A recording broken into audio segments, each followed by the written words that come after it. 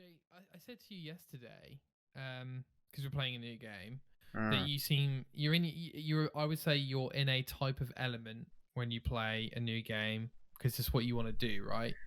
So when we do a special about this game that I guess is fairly old now, nearly a year, how do you feel about that in terms of, like, are you just so past it, you're like, I don't really want to talk about it, or what? What do you mean? Like, are you bothered that we're doing the special about Valhalla? Like, what are you, like, would you rather talk about a newer game in Well, at the general? minute, I kind of potentially would rather talk about a newer thing, but I'm happy to be talking about Valhalla right now, just because I know we've sort of been needing to do it for a while now. And I don't actually know if they've got any more scheduled DLC. No. Well, we'll come on to that. Okay. We'll come on to that. But I think they might do. I think they said that they said the first year, I think, or like maybe the first 6 months was going to be something, but I'm not sure about after that. Oh no, I guess it is year, right? Because like the last DLC only came out a few months ago, so I reckon there's potentially one more. I don't even know. I'd probably have to like look it up or something. I don't know. Yeah. But yeah, like you say, I'm glad we're doing it. Well, Jay, let's not beat around the bush. We are here to talk about a very important game. A game that we've been wanting to talk about for a few months now. A launch title, would you believe? Right. Of the new generation, right? The new Xbox. It's kind of. It's like, I think it's the first game I acquired on my new generation console. All right, Jay. Look, bit of action in this. Just making sure the frame rate's good. Bit of action in this space, okay? Okay. Assassin's Creed is a pretty big franchise for both of us, right? Like, I'd say it's probably up there. You've played most, I think. No, I've played them all except. Is it Revelations? No. What's the one? Liberation. There you go. Liberation. Well done. Yeah, I noticed something like that. Yeah. So we're pretty deep in then, in the franchise. Oh, and also the China one. Is that mobile, or I can't remember what that was. What was the China one? Assassin's Creed Chronicles China. Yeah, I haven't played that one or Liberation. Yeah. And there was a Russia and India as well. Or those. Yep. I'm not fussed about those. Fine. Just the main line. Sure. So before we go forth, Jay, so this is usually a complete, video game podcast, but sometimes we have specials about one particular game that me and Jay have played and we want to talk about for the whole effing show. Yeah. So this week's is going to be about Assassin's Creed Valhalla. Now, I actually kind of want to preface with our Odyssey journey a little bit, because like, obviously, big year. Well, weird year last year, and then we both had some time to basically like dump hundreds of hours into Odyssey. Literally hundreds, and then also into Final Fantasies and all sorts. Like we basically played the same like 3 or 4 games, just in different orders. Like we played Odyssey at the same time. Yeah. We played Final Fantasy 15, I think, pretty like within a week of each other. Yeah. And then I think, did you play 13 or did you not bother? No, but I did play 7 Remake. Oh, 7 Remake, yeah, of course. Well done, yeah. And Ghost. One of those. And Ghost. Oh, and Ghost, yeah, there you go. But that was a few months after. I feel like there was something else too, but I'm forgetting. So yeah, so we jump into Odyssey, and we were both weren't we a bit hesitant about Odyssey coming off of Origins? Like we were a bit like, do we really want to play this game? No, I was pretty geared. Like because at that point, I had already completed Black Flag within like the space of like a few months or maybe even a few weeks. Black Flag, Rogue, Unity, Syndicate, Origins, and then I literally played Odyssey right after already completing in a row all 5 of those. So I think I actually played those 5, had a little bit of a few months break, and then played Odyssey. So I'd already played like equivalent of maybe like 150 hours just on those 5 games. Oh, minimum, dude. Yeah, minimum, exactly. So I've probably put about 500 hours into every Assassin's Creed game, spread across all of them, if you know what I mean. Maybe more than that, honestly. Think about that, dude. Because if I put 110 in Valhalla and Odyssey. That's 220 right there. That's only 2 games, so I must have put maybe well over 500 hours into all the AC games, definitely. Yeah. So anyway, we played through Odyssey. Obviously, we've talked about it quite a lot on the show. Still probably one of our favourite games of all time. Yeah. Like it's up there. It really is. Yeah, it's definitely up there for the Creed. But we both agree, right? I believe that the second era, which is what we described it as, or you came up with, right? So it was like, which is the Unity Syndicate era. Oh, so you have AC. Well, technically, I guess you say you could have 4, like AC1 being its own thing. But anyway, AC1 to 4 is the kind of 360 type of game. And then you get the Unity type of game in Syndicate, which they are different AC games. They are. Yeah. And then you get the future general. What I like to call the sort of RPG era. Right. With like the weapons and the and all the different combat and leveling. I just got RPG era. I call it. Yeah. So you got your Origins, your Odyssey, and now your Valhalla. So we both liked Odyssey a lot, but I think we agree that even after everything we like about it, it's still maybe not our favorite AC game, because it's not really an AC game. Like, you're not even. I think it's my second favorite. My first being Syndicate, I think. Oh, dude, Syndicate's so good. Yeah, Syndicate was just grossly good. Yeah, it's great. So anyway, so you jump into Valhalla after you get your Xbox on day 1 or 2 or Pretty much, like around there. And I jumped on months later when I got mine. You hadn't got it for a while. Right. And which is part of the reason why this special has taken so long, is because I had to wait for you to finish the game. Yes, that is true. That is true. Jay, do you remember when you finished it back in the day? Like, did it take a month or so? Or? Oh, what? Valhalla? No, I started playing it November. Was it? Did it come out in November? The Xbox? Like November 10th, right? Yeah, November. So I maybe started playing it the 11th of November, and I think I'd finished the whole game maybe within like 10 days. Okay. It's like so if I think I played 100 roughly I think I finished it in 90 hours, so about 9 or 10 days. Like in the ballpark of like 9-12 maybe. We'll go. That's blowing my mind you did it that quickly, but we'll move on. Goldilocks, man. Goldilocks, baby. Yeah. And I did it over way longer. Like months and months. But by that point the DLC had already come out, so you kind of like just continued with that anyway. So. That's true. That's true. So I think we're both the same, Jay, in the sense that we probably want to hear each other's opinion, but I want to hear your opinion because you played it first. Oh, okay. So, we're going to have very somewhat different, because I played it during what I like to call the Buggy season. Right. Where, day 1 patch, they fix as much as they can, but it's still a little bit funny. I sort of played it when achievements weren't working. So it was kind of like 50-50 whether or not me playing the game actually meant that I'd have to start all over again at some point. And I actually kind of did. So what happened was, I think I maybe played 20 hours, and I think by that point it had maybe been the 2nd or 3rd day, and they'd fixed the achievements, I think, by that point. Or at least tried to fix it wherever they could, which meant that I had to basically restart, but I could still continue with my other playthrough. I just had to get this one achievement that was in the first 10 hours of the game. So I just had to replay the first 10 hours of the game and then go back to my old playthrough and start from 30 hours in or whatever it was. So yeah, I suppose it could be worse. It's not ideal, but it could have been worse. Yeah, no, it could have been. It could have been worse. I think the other thing was there was a lot of tearing issues on the screen. Yeah, I was going to bring that up because that was one of those things that you mentioned, which was a really big issue.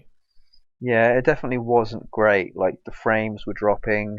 You could see the screen sort of having these weird crisscross patterns whenever you'd move sometimes. It'd only really be in really intense parts of the game, really. It wouldn't be necessarily towns and cities and stuff. Sort of things that maybe required a bit more power or whatever. Power. But there were times where I was just running around on my horse, but I'd still get some screen tearing. So it's sort of 50-50. I think the thing was there wasn't any tearing on the PlayStation at the time, but there was on Xbox. It was, for some reason, it was like an Xbox exclusive thing, which kind of made me think, oh god, that's kind of bad. I actually still get a little bit of tearing now when I'm in the loading screen. If I move left or right too quick, it kind of tears like very, very minimally. You might actually be able to see it if you look hard enough. Yeah, I think that's what I try to explain to you, where like it attempts to tear and then it looks like the game resolves it. Yeah, kind of. Yeah, it's almost like a half tear, I guess. Yeah, sort like of it moves through the screen and it's gone. It kind of fixes itself. Yeah, but yeah, I think that's what it looks like. That's about as best as they could do, it seems. So, Jay, what do you think the origin of that problem is, right? Because we've been told time and time again that the Xbox is more powerful than the PlayStation. So do you think they just spent more time optimizing the PlayStation version in the assumption that more PlayStations are going to be sold, and so that version needs to be I think it's a similar problem with what the Cyberpunk had in terms of needing to make a game for multiple consoles, meaning that you're not able to put as much time into one particular console, right? And I think the PlayStation maybe just dealt better with the game than what the Xbox did day one, with the release version of the game. I think now they probably equate to about the same, right? Because they've taken the time to actually fix it all. So, no, I think it was just a timing thing. Did you hear anything on the Xbox One or PS4 versions of this game at all? No. I might have. I think the only thing I saw was like graphics comparisons. That was pretty much it. Were they considerable? Would you say? Do you remember? What you mean? Were they playable? No. Were the graphics pretty different? Or... Yeah, like you could tell. Like fair. Not as good. I think one of the best things about Valhalla is like the light physics, I guess, like the way the rays of light come through. Like on sunny days in that game, it looks amazing. But I think you don't really get that on old generations. They just can't handle it. So. Yeah, sure. All right, Jake. So let's get your top level thoughts here. So we'll do no spoilers just for this first little bit. I don't think I could even attempt to spoil the game. I can't even remember what bloody happened. I could try, but I probably fail. Top level. I just want to get a general vibe on how you feel about this game. Just a general, maybe where it sits. How much did you enjoy it at the time? Did you want it longer? Did you want it shorter? Just a general overview of how you feel about it now, after a few months of reflection, I guess. It's weird. You messaged me maybe 2 weeks ago saying something about, do you miss Valhalla? Do you remember that? Yeah, I do. Yeah, and it's weird, that exact day or like the day before, I'd thought in my head, wow, I really kind of miss Valhalla right now. So like me and you sort of linked in a weird way. And I think I've gotten to that point now where we've spoken about this actually with Odyssey and with Origins. I think me and you spoke about this maybe on the podcast in January or whenever. We were talking about how Origins now feels nostalgic. For me, like, even though, this game came out November last year. So it's been what, like 10 months? No, 11 months, almost to the day. Yeah. And it kind of feels nostalgic now. Like it kind of feels like that's a game from time past. It's kind of strange how it's almost only really been a year, but it kind of still feels nostalgic. Like I kind of miss it sometimes, which I think is a good thing. I think it just goes to show how much I maybe had enjoyed the game when I first played it, even though it was slightly buggy to a degree, So yeah, that's a great point, dude. Thank you for bringing that up. It's a great point. Yeah. I mean, Jay, it's so hard to start talking about this game because I feel like it's an avalanche where like you'll start talking about something about it and then it'll just go. So you still want my general opinion on it though, right? Yeah. Okay. Of course, yeah. General overview, right? Yeah. Overview. Yeah, I really enjoyed it, definitely. Like, I think I've always been a fan of like Vikings, I guess, or like the whole sort of mythology around that stuff. And I know you probably have some experience with that in terms of God of War, which I'm yet to have. Because there's obviously a lot of crossovers there. But yeah, I enjoy games that have a lot of history, and obviously AC is full of history. I think I've learned like so much stuff, like maybe like religious history or stuff from AC. In general, right? Just in Throughout the general, games. like there's definitely a lot of like Roman history and stuff like that, like where we've been or whatever. But yeah, no, I really enjoyed it the first time round, and I was actually looking forward to the DLC even when I finished my initial playthrough. I was like, yeah, I probably couldn't play the DLC now, but I probably will be ready once I've had a break. I definitely felt like I needed a break after I'd finished it. The pacing was good. It definitely felt long. I think that was one thing me and you were slightly worried about. Odyssey, even though it was technically longer, it was like 20 hours longer. It didn't. I feel like it was paced differently. Like it didn't quite. Like I think you might have had the same issue here, where we were probably about 60, 70 hours in, and we were like, "How is this game not over yet?" Like I don't understand. Like it kind of just felt like it was edging the ending so much. Like I honestly thought it finished like 3 or 4 times. I thought this isn't the end yet. I thought the credits were about to roll any second, and it still had like 15, 20 hours to go. So I think it maybe had a slight pacing issue in that sense, but I don't know if that's just because maybe the story didn't feel like it was really going anywhere at the time. I really enjoyed the collectible side of stuff. That was actually pretty fun. Yeah, and then the combat I think was probably the main difference, right? Because it was like a slightly different combat experience from Odyssey. Like the health bar I think was different, and then there was also like was there parrying in this? I can't even remember. Yeah, there was. Was that different from Odyssey? I can't remember if there was parrying in Odyssey. I think there was parrying in Odyssey, but there was way less powers and stuff in this game. Oh, you mean like abilities and stuff? Yeah. Okay, I feel like there was a lot, but they definitely weren't as maybe impactful as Odyssey. Like I didn't use them. I didn't use the abilities that much in this. Right. Honestly, I felt like most of the time I just go in and just whack with like a spear or an axe, and that'd be enough. You know. Sure. So yeah, I really enjoyed it. I'm happy about that I played it. You know, it feels nostalgic now. Like it's great. It's just like it's definitely up there. Like I think actually one of the things that impressed me was how good it looked compared to Odyssey. Even though Odyssey is like amazing looking, it's still like previous gen, right? And I think it being it's definitely like a good start for next gen. I definitely would say that I was expecting more, just because of like next gen. You kind of expect there to be like quite a leap. I think this definitely was quite a drastic leap, but it wasn't as much of a leap as I'd hoped for. So there was still a lot of disappointment with it being buggy, and the graphics maybe not looking as good as what my imagination is. I still really like. Weirdly, you'd think that you would have a bad experience with the game after having that initial thought, but not really. Actually, I think I was more excited about the fact that where I'm from was in the game. Oh, dude. That had me so hyped initially. I was like, I'm actually going to be able to like roam around my city, basically. It obviously looks a hell of a lot different. But the idea of that was, I think, all I was pretty much thinking about at the time. I wasn't even thinking about like combat or anything. Yeah, true. I was just like, I want to go to where I live. That's so cool. Do you mind if I just comment then on some of those points you made? Yeah, go for it. And I guess in a response, give my overview of the game as well. I mean, we pretty much agree on most of this, right? Like the story. How many times is there an ending to this bloody game? Yeah, I know. It happened. Oh my days!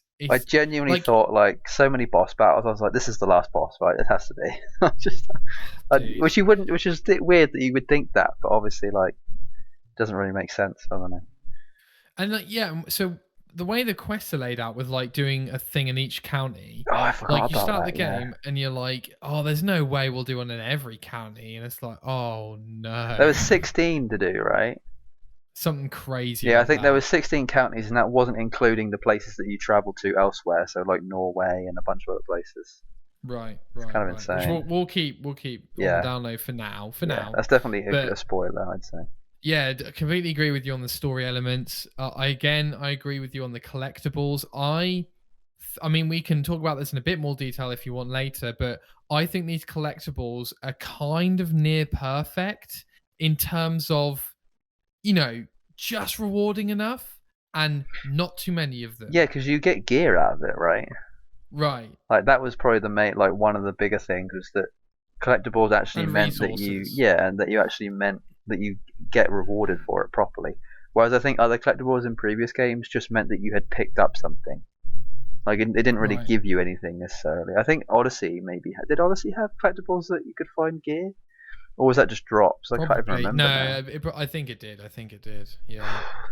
But again, Odyssey had way too many collectibles. Way too many. Oh yeah, Odyssey I think was their maybe like beta for like what they could get away with, like how In much they terms could of how actually big it pack is. into a Yeah. game. Yeah, there's like hundreds of locations you have to find too, right? Dude, you're so right, because that game's bigger than Valhalla, which is I a think it's newer about like game. 1.5 times bigger or something, right? It's It's crazy, dude. mass. Yeah, it's way too And big. the other thing I love about what I kind of consider collectibles are the world events, which are the blue icons on Yes, the map, I believe. they impressed me a lot, like a lot. Dude, they are like the best innovation and quest design I've seen in years. Because it's like, It's here's basically a side side quests, right? quest, Yeah, but like they're 5-10 minutes long, yeah, and they're and also kind of they're Easter all egg like really too. interesting. Like there was a lot of references in some of those side quests too. Loads. Like ones that you wouldn't Yeah. really understand unless you were like slightly older as well. Like a teenager wouldn't get half the references, but someone who's like maybe our age would just about get some of the references. Like you can tell that some of the people on the team are like, you know, millennial or slightly older or whatever, Yeah, yeah. really And obscure I just references. thought they were the perfect length, Jay. Like when you Yeah. encountered one, you were just like, this is so rewarding for the amount of time it's asking of me, It's like extra Like, puzzles too, because a lot of the time you just got to right. figure like out a puzzle, start a fire here and do a chain reaction, or go find a goat or something, whatever it might be. Right. Right. 100%. And I just love doing them because, like you say, every time you turn up to one, it would pretty much always be interesting Yeah, in some way or I don't another. think there was a dull moment in terms of like side quests or like side activities, I guess. Even ones that maybe felt a bit tedious still Yeah. weren't dull because at least you were engaged. Like I think the word for this is just engaging, right? All the side Mm, stuff in this was extremely engaging. I think it was spread out very, very well. Like there wasn't any too patchy areas necessarily. I think there's always something to find, and I think a lot of the time you sort of come across stuff that you wouldn't have found unless you had gone exploring anyway. That makes sense. Like I know a lot of the stuff comes up like sort of dim, and then once you get closer, it like becomes especially brighter when or you do the whatever. viewpoints. But there's a lot Yeah. of things you have to like really zoom in to find, and I think a lot of those I just found by just roaming around anyway. So What you said about the pacing, Jay, I think for me is ultimately why this game felt less of a chore (quotation marks) than Odyssey did for me. really, I would say, I would say considerably less okay, actually. okay, And the reason for that is that, like you say, I was still up for doing the DLCs one way or another after finishing the game, even though I just finished the game, if that yeah, makes sense. yeah. So, and I even look more favorably on Valhalla now than I think I do for Odyssey, even after a year or 2 years after I finished Odyssey or whatever it No, I is. think I'm still for Odyssey. I think I'm still Team Odyssey. Interesting. Odyssey is still Interesting. like I think above Valhalla for me. Interesting. I Okay. think, yeah, I Okay. think it is. I don't know. It's yeah, Well, spoilers from now on, I think, Jay. I think sure. that's a good overview of Well, our I mean, general thoughts of the game. if I can remember, yeah, let's see if there's any spoilers. So what I want to do is we're going to try and structure it as much as we can. So this is a bit of an experiment for specials because I don't think we usually structure it. I don't No. think. So yeah, rough structure. I haven't spent as much time on this as I would have liked, mainly because I'm lazy and I wanted to watch Endgame. So so we'll do what we can. What I think I would just like to quickly say is that Valhalla is a very strong or another strong entry in this. Jay, what did you class them as? The RPG era, right? Yeah. Yeah. I'd say of the three, definitely. I don't know if it's actually better or not as good as Origins. I don't know. It's better than Origins. Oh, dude, come on! It's better than Origins. Yeah, I think I had to think about it for a second. I think Origins was big, but it didn't. It was very sparse. Like there wasn't really much in between stuff. 100%. I think even though Egypt is incredible, Origins almost felt like the alpha. Odyssey felt like the beta, and Valhalla sort of felt like the full game. That's kind of like how I'm sort of almost seeing it. You know. Like they sort of like the first two games were to test out what they could do for the future of the series. So yeah, and I think Valhalla was their first like instance of them being like, right, this is what we've learned. We'll show it off, and if we can learn from this even more, we'll put it into the next thing. You know. It definitely feels like they're learning. It paid off, I'd say. Yeah, and also, I should probably defend us quickly by saying that although we think the main storylines are too long, like that doesn't mean the pacing's bad. It just do you know what I mean? Because like it means that when you do the quest, it's paced well, but it's just that there's too many of them. I think. I don't know. I think the more I think about it now, I think there are times where the story didn't quite feel. It's strange. The side activities felt more engaging than the main story for me. What, all the time? Sometime? We'll say half the time. I agree with that. Like, I actually looked forward more to doing the collectibles and the side stuff than I did the main story, I think, a lot of the time. I think the only time I really got excited about the main story is when it started to get into the Isu type stuff. Like, I cared a little bit about, like, Eivor and him figuring out stuff. I actually cared a lot about the sort of, like, romantic side of stuff. Like, him. I really wanted him and the girl, the main, like, you know, I can't remember her name. Who was the? Yeah, so just spoilers from now on, people. So if you haven't played it, go play. We probably both recommend it. I think is that fair? So who was the girl who's like the person who at the map in the hall? I forget her name. Yeah, that could be it. Yeah, whoever that is, I always wanted her and Eivor. Like it just made sense. Like who's this other guy who's like this? God. You know, dude, I'm so with you. Like it almost felt like the game wanted to be this other guy, this like game, but Eivor just so happened to be the main character instead. But then it kind of flipped. It kind of flipped for me. Yeah, I mean, like I say, it's been a while since we played it. If I may break my own rules, Jay, I'll just quickly get these. That would be good to get the character names up, just so we know. But like, it kind of felt like that at the beginning of the game, that it wasn't really Eivor's game. Like, he almost felt like a side character, and that you just happened to be playing someone who's doing someone else's like story or whatever. But then it kind of flipped. It kind of became Eivor's story after a certain amount of time. So we've got Sigurd. There we go. Sigurd, that's the guy I'm talking about. Yeah, the other guy.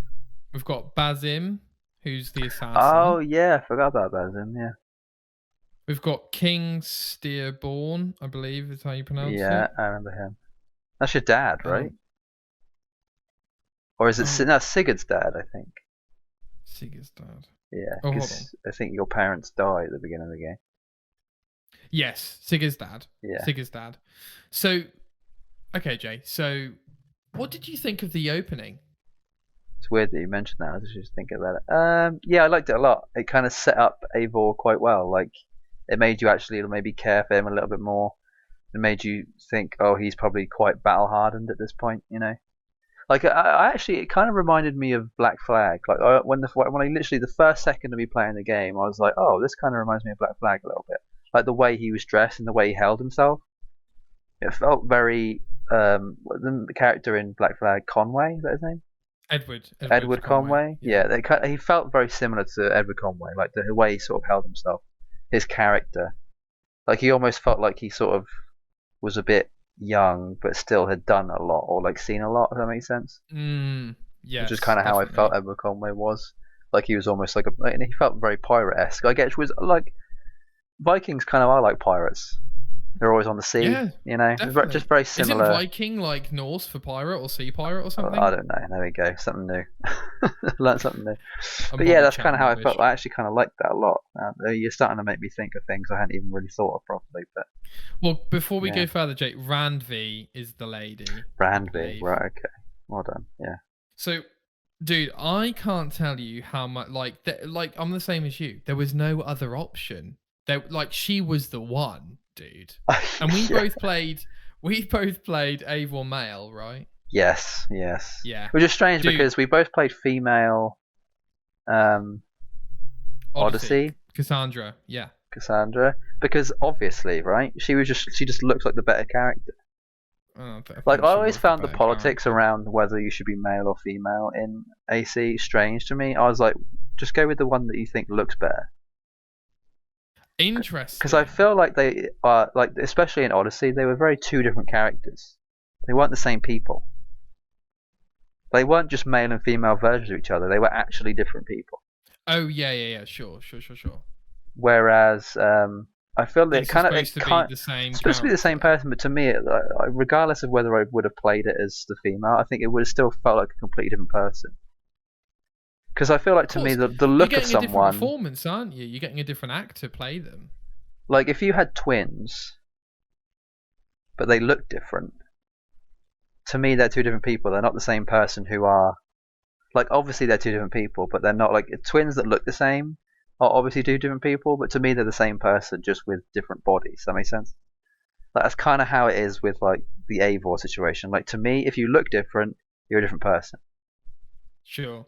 But if they had looked the same, just male, like a male and female version, then they would, But they don't. They look completely different. So different characters. It just, makes sense.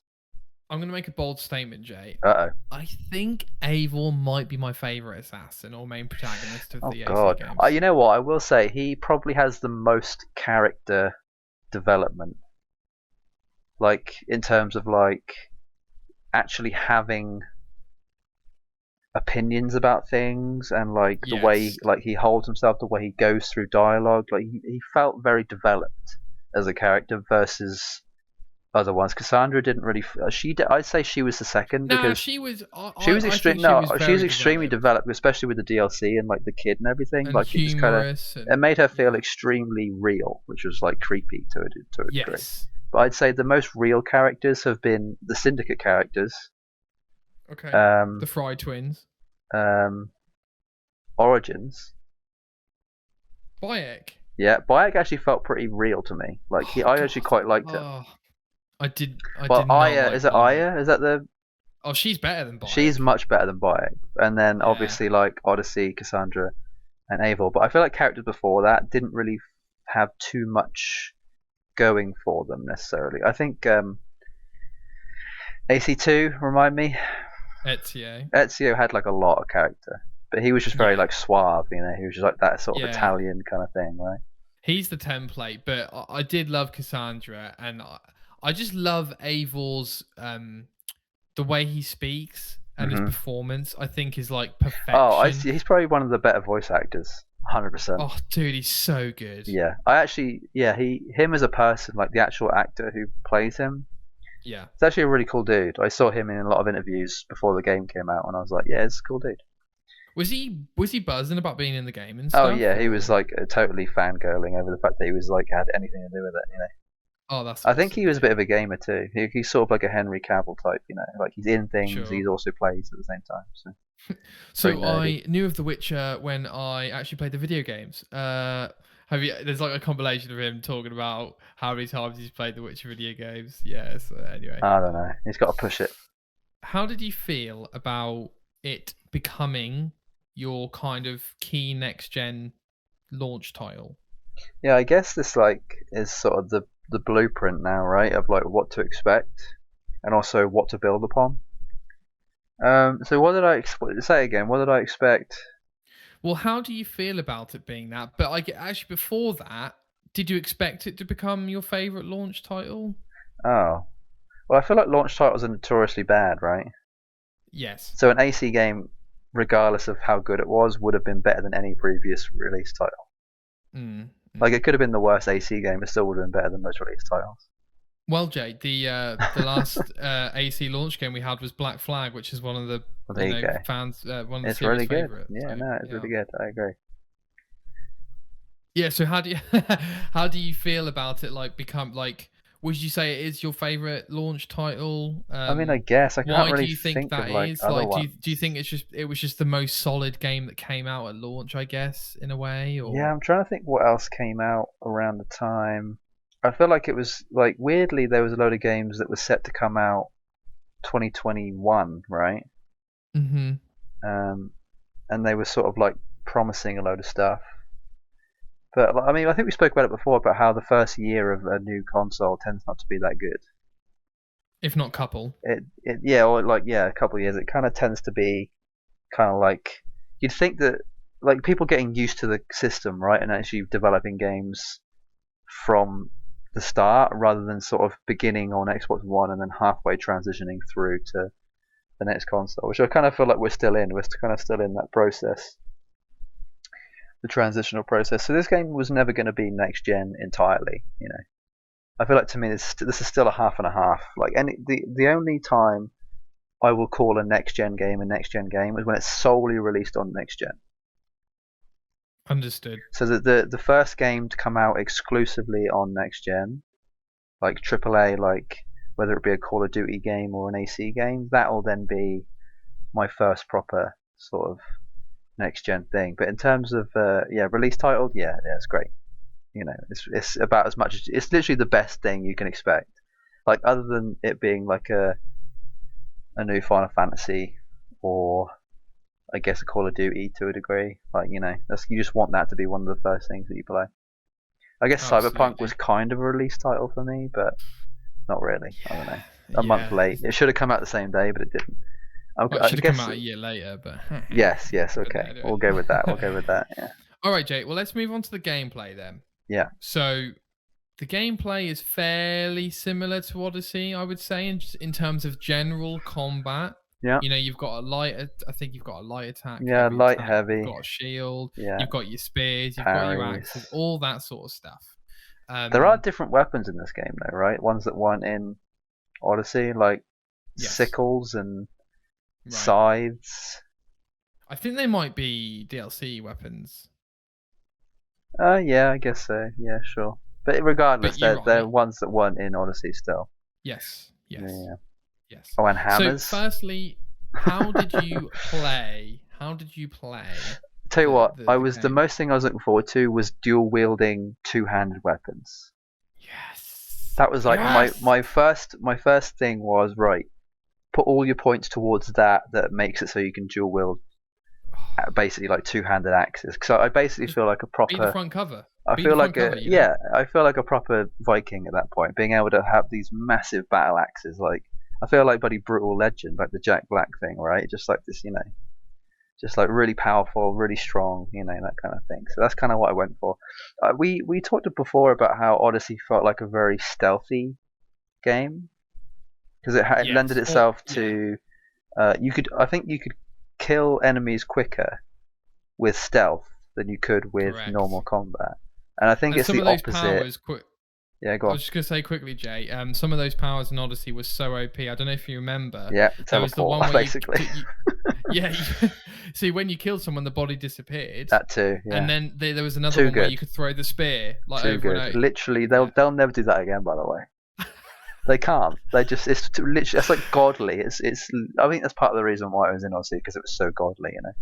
Yeah, sure. But anyway, I'd say every game kind of has its best of the three. Like it's either a bow game, a stealth game, or a combat heavy game. And this one was a very combat heavy game. Like most of the abilities lend themselves to combat. Like you can still do stealth, but I don't think I've actually got the 10 kills in a row with stealth yet. I can't remember if I did it or not. Is that an achievement? It is, yeah. To get 10 stealth kills in a row without being seen. I will confess, Jay, that I had to actually try. I think I had to try. I think I tried and I did get it eventually, but I got to 9 by accident. But like that was like even with trying, you know, to a degree. This definitely isn't a very stealthy game. Like it wants you to be run and gun kind of thing, you know, hack and slash, just get in there and fight and roar and bash people with your skull and all that kind of stuff, you know. Dude, I couldn't agree more again. Okay, the first thing I wanted to do with dual wield two-handed weapons. I Yep. swear on my life. Yep. It looks the coolest. It is does. The coolest. It's badass. One of the most effective, I think. Yeah, I'd say so. And to be fair, Jay, a bit like Odyssey and a bit like Origins, we're getting to the point now in the lore where you're a Viking. So are you really going to be stealthing, like areas of the game? You know what I mean? Like if you're he wasn't really an assassin, right? Like he is obviously an assassin to a degree. He helps out. But he's more of a like assassin by proxy. Yeah. Or like by osmosis. Like he kind of like got taught how to dive and how to stealth with a thing, and that was pretty much it. Like. Yeah. Whereas, and even then, right, he does those differently. Like he's like, "Why am I diving? That looks ludicrous." And then when he gets the blade, he's like, "I'm just gonna turn it around." Yeah, turn it around. Like he kind of does his own thing. Like he's still very much a Viking. I'd say he's a Viking first, like primary Viking, secondary assassin. Whereas a lot of other games is like most of the time primary assassin, secondary something ridiculous, something like really not even much of anything. So. Yeah, no, I agree. I'd say the bow is actually really good in this game as well, surprisingly so. Definitely. If you get it like fully maxed out, you can just one shot most things. Completely agree, and it feels good. And I like the fact that the bows have gravity to them as well. Like you have to arc. Yeah.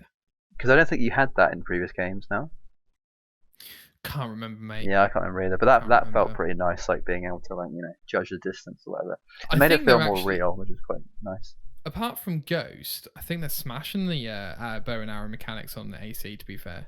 What were they like on Horizon Zero Dawn? Oh, perfection. Well, there you go. I think they've probably had it down since then, right? It's but like to be fair, the bow in that game is like your weapon. Do you know what I mean? Yeah, it kind of is. It's almost like another character, basically. Yeah, it like you've got your melee and you've got some other bits and bobs, but your bow is your bow on that game. For sure. It's basically your companion. Yeah.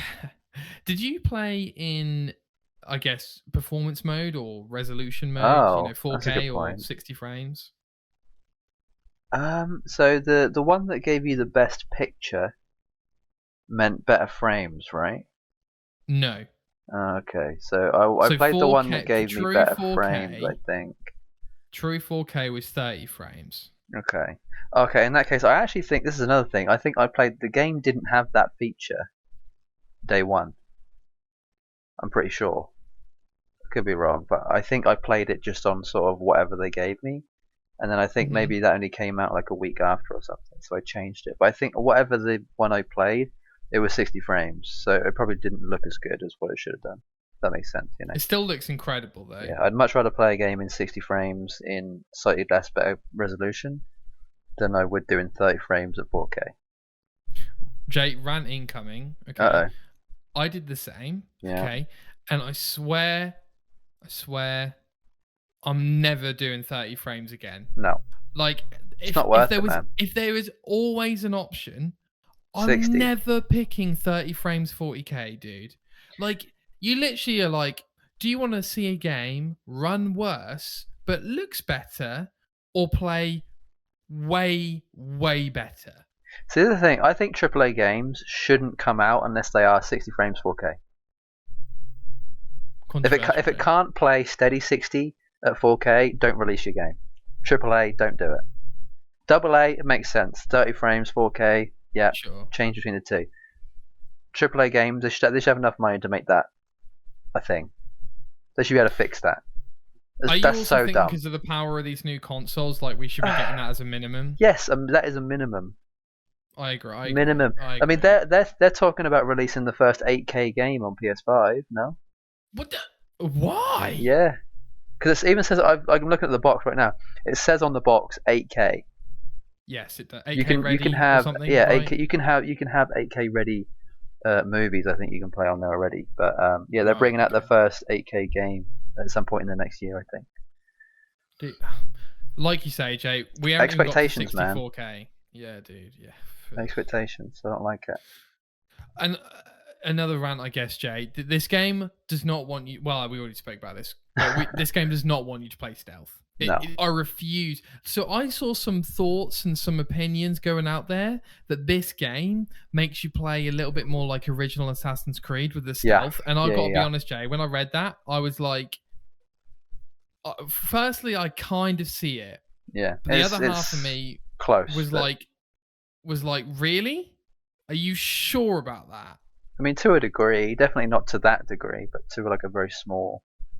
I think to a degree, way, because like there's not many abilities, is there? There's not many abilities where you can throw your spear to 4 targets. So in that sense, it's old-fashioned. I think the only stealthy abilities you have is where you can use your bow to put an enemy to sleep.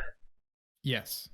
I think you have toxic as well. Yeah, I think that's pretty much it. Like, I literally can't even think of like anything else that would be stealthy.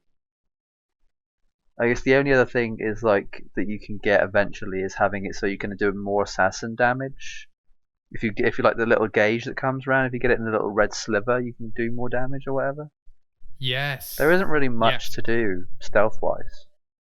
So Jay's referring to this little stealth game where if you try and stealth an enemy which is too powerful for you, you have to press the button at the right time to finish him, like to get him in one hit. They had that in Odyssey. Did they? Yeah, I'm pretty sure. That's the first time. Yeah. Well, I was going to ask you, Jay, did you ever fail that? Because I don't think I ever failed it. Nope.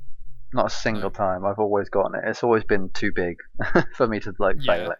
I feel like it probably could have been harder, but it would have actually probably made the game less enjoyable.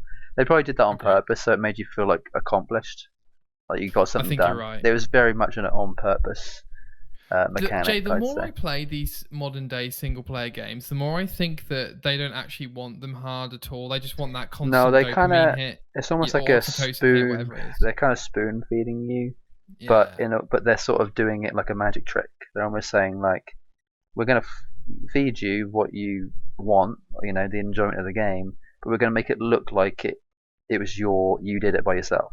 Does that make sense? Right.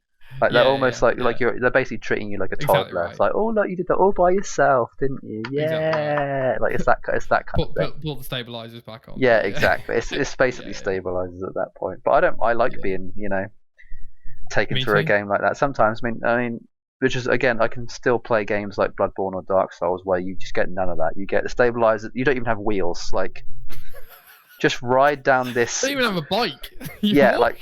Basically, you're just gonna scrape face first down on this rocky hill and hope that you don't come at the other end bleeding. That's basically what Dark Souls is. It's just like, and your face just coming off, and the bone is like sparking along the floor. That's basically what Dark Souls is. Whereas other games can just be like, skipping through a field with unicorns behind you and rainbows. That kind of stuff, I like both. Both ends of the spectrum are great.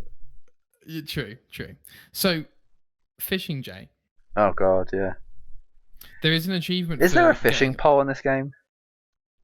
It's like you throw it's like a reel thing, right? Basically just a wire. I think I only used that once and went, nah, I'm just going to start shooting him with bow and arrow. It's so much easier because you just do the scan, you see the very faint. I've actually gotten to the point where I can tell what the fish are by the scan. Sure. But I know that if it has a certain fin on its back, it's that type of fish. You got the Chivo for every type of fish? I don't think so. Quick reminder, Jay. I wouldn't even know how to check. A hint for you. You can't check, but you can use your bow and arrow and it still counts. Oh, yeah, I'd imagine so, yeah. Well, the achievement says using the fishing line or whatever. Oh, right, okay. I'm letting you know you can use the bow and arrow. I'm glad. It's not as the bad fishing as it line seems. is much harder to use. Just what we spoke about. The fishing in Final Fantasy 15 was actually really fun. Yeah, dude, 100%. But I think that's the only game I've actually enjoyed fishing in. Dude, because it always feels like a bit of a naff mechanic, fishing. It's like, why would I want to do that? Yeah. But I enjoyed it in 15, but yeah, not so much. Play in RuneScape. It's really engaging. No, I'm good, I think. So the other thing was cans. Cans, I think that's pronounced, yeah. Should we get this out of the way, Jay? This is the worst bit of the game by a country mile. While it is bad, I think it was still challenging enough to be fun. I think I only actually got stuck twice. Dude, I got stuck a minimum 5 No, times. I got stuck twice, and I think both times it took me about 20 minutes, half an hour to finish just one. Oh, that sounds awful. It was bad, yeah. Tell me the truth, Jay. When you came up against some of them in the DLC, did your heart sink? No, I kind of was like, right, hopefully this one doesn't take me 20 minutes. That was kind of my thing. I think the average time what I spent on those was probably like 3 to 6 minutes, depending. Yeah. Like some of them were really obnoxiously hard. Honestly, Jay, I actually think they heard the feedback because I'm pretty sure the ones in the DLC were way easier. Oh, they were. Oh, dude, they took me like 30 seconds. It was literally just done. Like it was so quick. That's what we want, baby. That's what we want. Yeah, just get them out of the way. I agree. Actually, the thing that annoyed me more was having to collect fish and bringing them to the altar. Oh, or like God. Kill like seals or deer or whatever it might be. I'm like that crikey. Annoyed the hell out of me because it took me like too long to do. I was like, oh, I just really can't be asked to go. I have to Google where to find these things. Luckily, most of the time they were quite close by, but I was like, oh, I've got to Google how to find these things now, and then I got to farm them, and hopefully they spawn quick enough so I can farm them quicker. It's like, dude, the amount of times kind I Google it, right, and I'm in this place on the other side of the map, and they're like, oh yeah, so the fish is right next to the altar. Yeah, exactly. I'm like, I just travelled this far. Why are you making me go like that? Oh my god, yeah, dude. So I'd say I prefer cairns over the altars, honestly. Although sometimes the altars were just like really basic stuff, right? Oh, dude, stuff that you always give had us some found. money. Yeah, basically. Yeah. Or leather. You got. That's one I've got thing. 5,000. I might be able to. The money and the crafting kind of stuff in this game was actually quite good. Like I felt like I had never run out of money. If anything, I had excess constantly. I think they're doing that thing again. They're making you think you're badass for having too much money. You know. Yeah, I think most games do that though. They sort of like. The way the economy. Yeah, the way the economy works is kind of they make it look like it's going to be hard initially, like you're going to have to collect all this money. Then Red Dead does that. You end up having so much by the end of the game, you don't have too much to do. You just can't buy anything anymore because it's just like I have too much. Yeah. Similar type of thing. I think the crafting though was slightly different. I think that probably was quite scarce. I'd say there'd be times where I'm like I'm completely out. I have to go just wait until I get a hell of a lot more now. So a few points on them. So firstly, I will insert here, Jay. I don't know if I told you, but I'm starting to think positively about Red Dead 2 again. I don't know if you remember me Silver Lining. I remember. Yeah. So I'm just letting you know quickly that I'm starting to get over it. You know. Okay. I still need to finish it. Oh, dude. Is there a PS5 version? Free? I think it might be optimized. Oh, I don't know if it is. No, it's not optimized, but I think they made an update for it. Okay, like quick resume works on it and stuff. No, I think I had it on PS4, so I have to get it on PS5 is what I mean. Okay, fair. Yeah. And the cairns or cairns, whatever, they are basically where you have to put stones on top of each other like a puzzle, just in case people didn't know. Yeah. And the point on the crafting, Jay, I agree because a lot of the treasures were elements for resources for crafting. Yeah, and all the raids and stuff. Yeah. Yeah. Oh my god, we have to talk about raids. So the crafting, Jay, didn't you find because there was only so many weapons in the game, that the crafting felt so much more. Yeah, it felt like a bit of a risk, like upgrading something because it felt like, when I don't know when I'm going to get enough to upgrade again, so you kind of had to stick with one weapon pretty much the entire game. And each weapon felt different, because it would look different in each stage. Oh yeah, because some weapons by the time you got to the last stage would it would change their appearance, right? So you get maybe a gold thing on it or a new strap that made it look really cool. Yeah, no, I like that a lot. That was different from Odyssey, right? They didn't change appearance, or did they? Yeah, I don't think they did. Oh no, they did. I remember because the spear changed. I remember now. The spear looked really old and crappy when you first had it.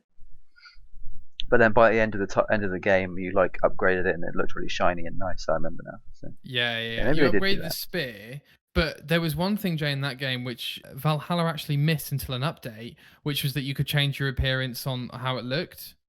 You could change your armor's appearance without changing your armor. You mean? And transmog. And Valhalla only introduced that in an update, and you have to pay for it. Would you believe? Well, real money or just in-game money? No, in-game money. In-game Well, at money. least we've got enough money that we don't know what to do with it to be able to spend it on transmogs. True. So raids, Jay, you mentioned it. Yeah. One of the coolest bits of the game, in Very my opinion. Viking-like, very thematic, dude. on theme. When that music kicks in, Yeah. oh, I like that you have to blow the horn, or initially you blow the horn to start the raid, but then to be able to like end the raid, I think you can blow the horn again. Correct. You don't have to, but you can. I think it's like an option. I accidentally saw a clip online, Jay, of someone blowing that horn, and I swear to you, I was like, that's the coolest thing I've ever seen. Yeah, that's pretty cool. So cool, man. So yeah, you're in your ship, which you can go around the rivers in England and stuff. You see like a monastery or something like that. You start the raid.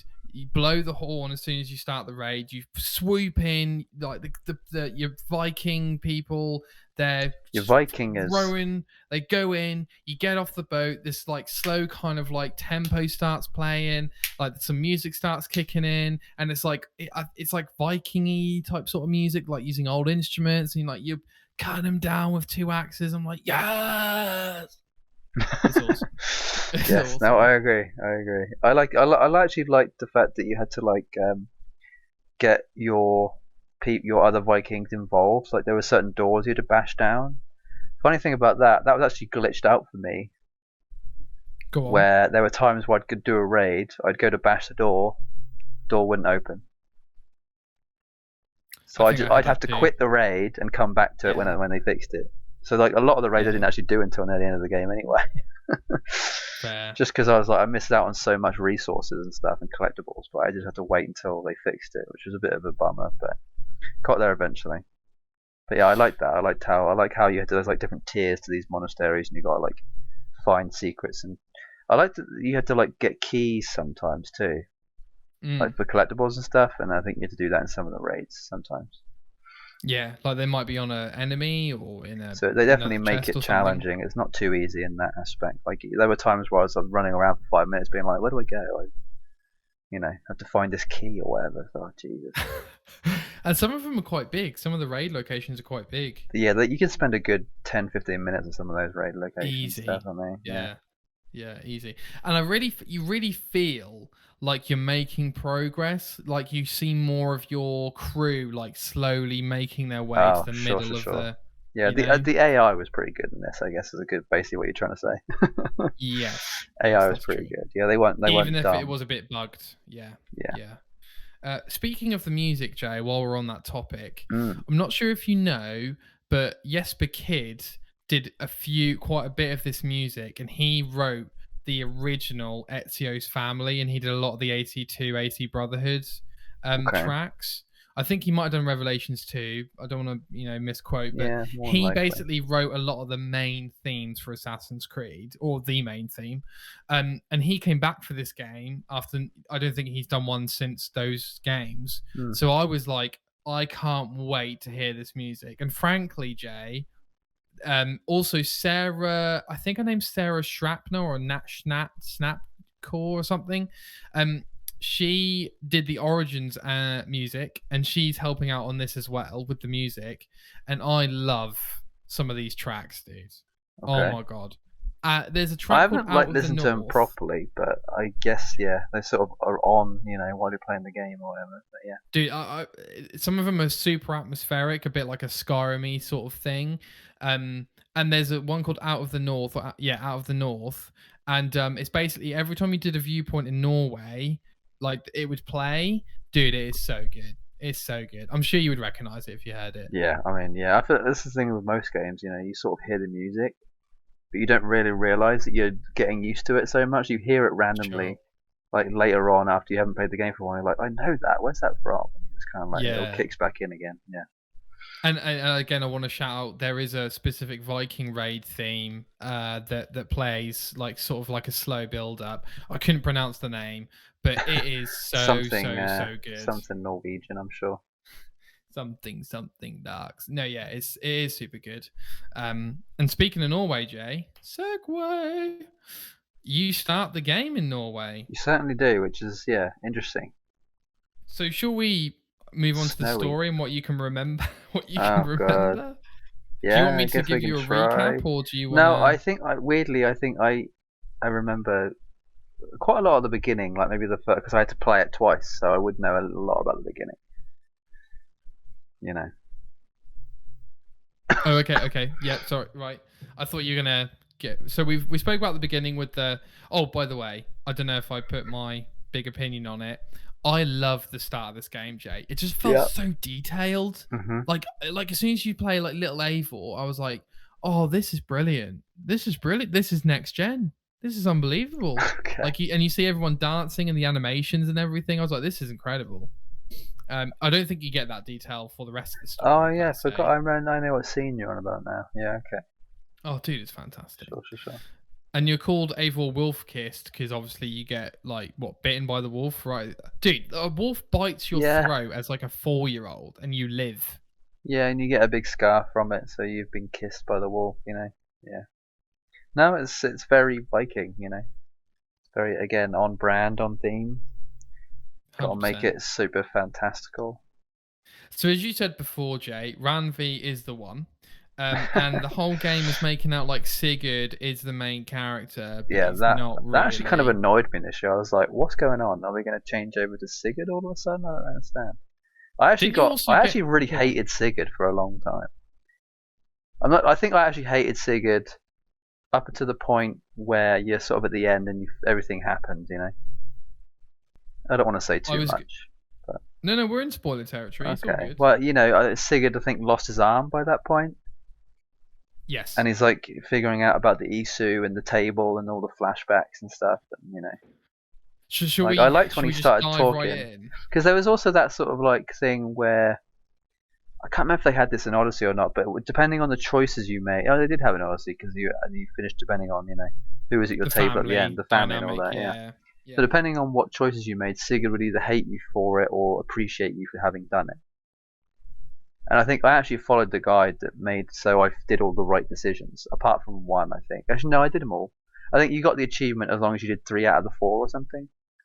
Or 4 out of the 5, something like that. As long as you were like 3 out of the 5, something like that. Yeah, as long as you got most of them the correct answer, you got the achievement. So I made sure to follow that. I actually quite like that because I think if for people who want to be, collectors of achievements, they can, look out for that. But if you just want to like have an adventure and a different story, you can just go with whatever you think, your heart tells you to do at that point. Yeah. Yeah. I think I actually would have gone with most of the answers anyway. I think the only thing I would have changed was because you can romance Ranvi, right? At one point.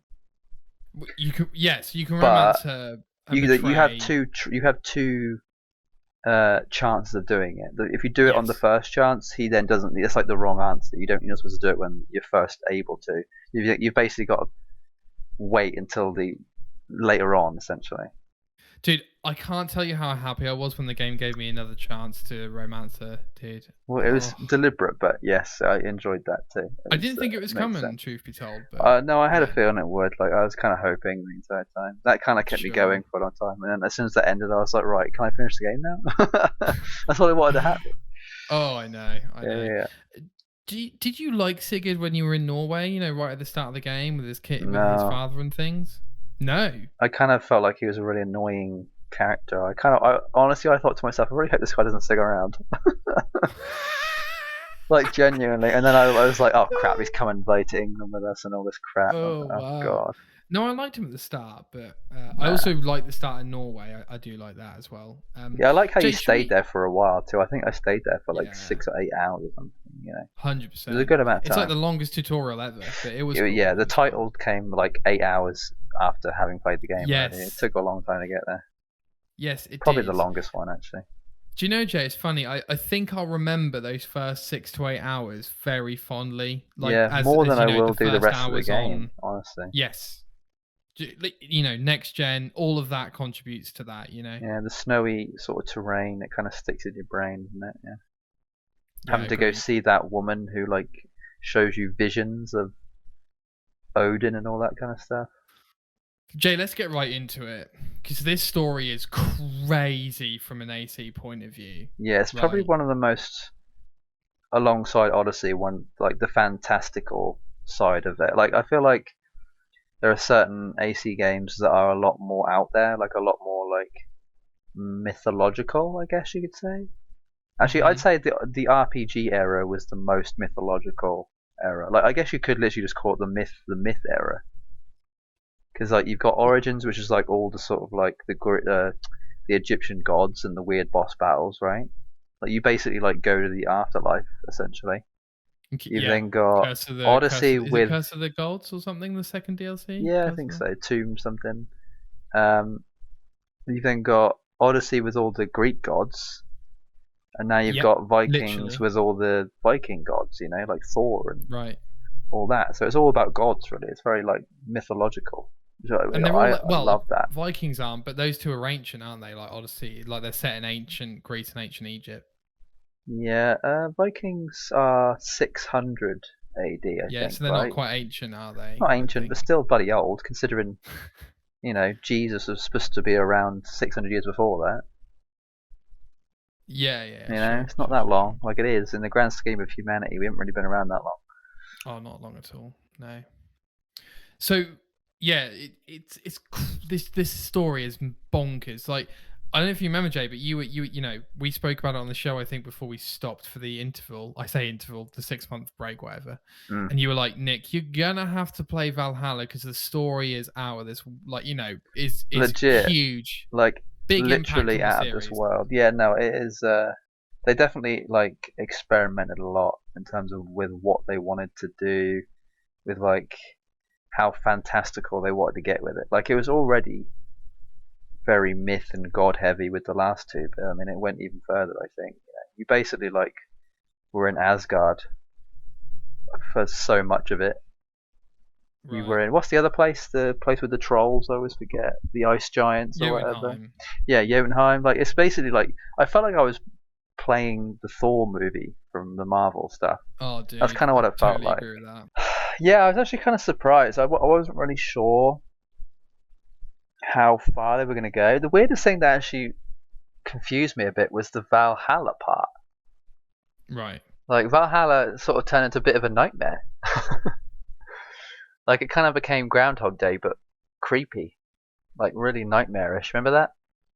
Well, like you go find your brother, and it just sort of like. Do you mind? Let's just break it down. If that's cool with you. Let's just break it down. Go for it. So hit me. You are a reincarnation of the spirit, mind, whatever, of an Isu. Yeah. And the Isu were effectively what we consider gods in the modern world. So your Odins, I don't know, whatever. Athenas. Your Osiris's, like they're all Isu, right? Like the all the Greek gods. Minerva. Yeah, Athena. All that stuff. All that stuff. They're all Isu, right? Yeah. And then so in the game, like, you drink this potion from this lady. She's like, oh, you're having nightmares are basically about being Odin in Asgard, in Jotunheim, and you're playing these like Asgard is a world in the game, or an area in the game, a bit like the AC Odyssey DLC, where you go to Atlantis and all that stuff. And it turns out that when the collapse happened or whatever, you know, the end of the world, they transfer their spirits into like humans or through time or something like that. Loki wasn't allowed to do it. He slips in last minute. Yeah, classic Loki. Classic Loki. And when you're playing these nightmares, you're starting to match up people's faces with who they are. And then slowly, I think we both realized, like, over playing the game, like, so I had this inclination fairly early on. And then the more I played it, the more I was like, oh my God, they're actually going to go there. So you are literally playing kind of a reincarnation of Odin. Basically. As Eivor. Yeah. But you then reject. And I think Sigurd was someone else, right? He was Balder, I believe. Yeah, there you go. Yeah. So anyway, so then like the bad Templar lady tells Sigurd that he's this god or whatever, and he's Sigurd for the whole game's like, oh, you don't know who I am. I'm the god in flesh and all this rubbish. And oh, yeah, he does do that, doesn't he? Yeah, I think that's part of the reason why I didn't like him so much, because he felt like he was just like going crazy. But it kind of made sense later on. But like initially, I was like, this is just a weird dude. 100%. Don't really get it. And then, like, for the whole game, he's trying to get to Valhalla or this place, right? And it turns out that actually they're trying to get to the ancient or the Isu. They're trying to get to one of their old places. It's basically like a simulation, right? The An Valhalla animus, isn't. would you say? Or Yeah, the Valhalla is sort of like a weird cross between an animus, like the original animus, and like it basically is a simulation, like what originally. Yeah, it's exactly that. Yeah, I just forget that the animus is basically a simulation, but. Yeah, it's kind of creepy the way they do it because they sort of like it's a bit like Matrix in that they sort of like inject into your spine, right? That's sort of how it kind of like picks you up by your spine and it sort of like gets in you. It's really creepy. It is very, very like Matrix-esque, which I thought was quite cool actually. True. So yeah. Anyway, Jay. Yeah. So you were talking about Valhalla, and so you finally get there. You enter it. Yeah, and it's a bit of a nightmare. It's kind of like go on. Weird. Like I think Valhalla is more of what you make it in your head, maybe. I'm not sure, or maybe Valhalla was just some sort of thing that they got the Isu made up to like as a game or something. I'm not even really sure. Yeah, because it is how it kind of just felt like practice. Like it was constant battle and then dinner and drinking and like waking up the next morning and doing it all over again. It was really weird. And then you have to like snap Sigurd out of it, right? And like I think that's when he either chooses to leave with you. It's weird how like Sigurd is like clearly like not of the willpower or the mind power to realize that it's not real. Yeah. Whereas Eivor's clearly like from the beginning he's kind of like, yeah, this isn't real. Like we need to get out of it. 100%. I love that. He's so much more aware. And then it turns out that this is where it gets even crazier. That Basim, who is a head of assassin, well, he's not the head of the assassins. Yeah, I was going to see how long he is a top assassin in the Creed in Valhalla. Yeah. And it turns out that he is the reincarnation of Loki. Yes. He ambushes you at this place, and then I gotta get this right. Yes. Yeah, we've got to talk about Layla. So you're playing as Layla again. Oh. She accidentally killed the doctor lady in the DLC for Odyssey. Forgot about then, that. Victoria, you're being helped out by Sean and Victoria. Thank you, Jay. Yeah, see, weird how I remember that, but nothing else. It's like, yeah, kill that Victoria, whatever, yeah. And she's getting helped out by the classics, your Sean and the other lady. Yeah, I forget her name, but yeah. Yeah, me too. Sean is easy because he's always been there. Yeah. And like this is giving us, Ezio vibes because you're literally, same dynamic. Yeah. Anyway, so then Layla in the present day goes to the same place where they got hooked up, and she accidentally takes Loki off the machine when Eivor and Sigurd ambushed him and put him on the machine. So then he ambushes Layla, and I think she gets on the machine, right? And then he goes off to the present day. Wow, yeah. So oh my god. Ugh! And the end of the game, you are playing as Basim / Loki. Yeah. In present day. But like slightly before that, you find out that Desmond has like become part of the Animus, essentially. And that Layla has now also become the female version. Like, and it's almost like an Adam and Eve situation.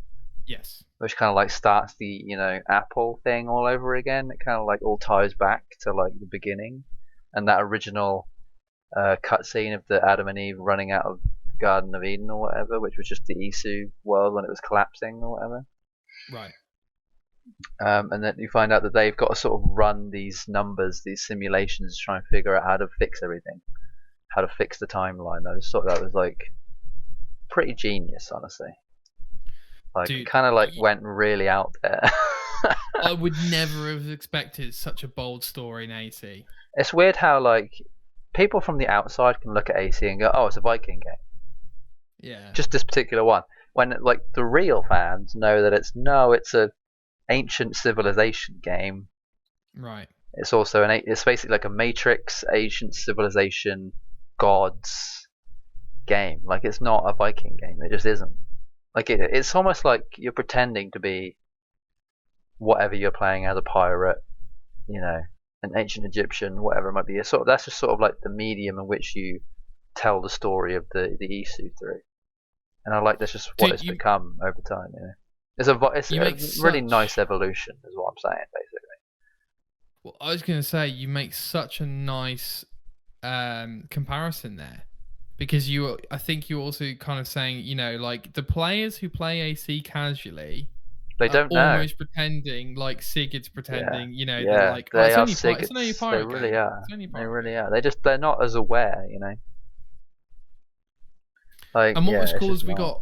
we got Nolan North back as Desmond, I believe, which is incredible. I didn't even when he realize. voiced him in the game. Okay. I think it was the same voice actor. And now that I think about it, awesome. yeah, sure.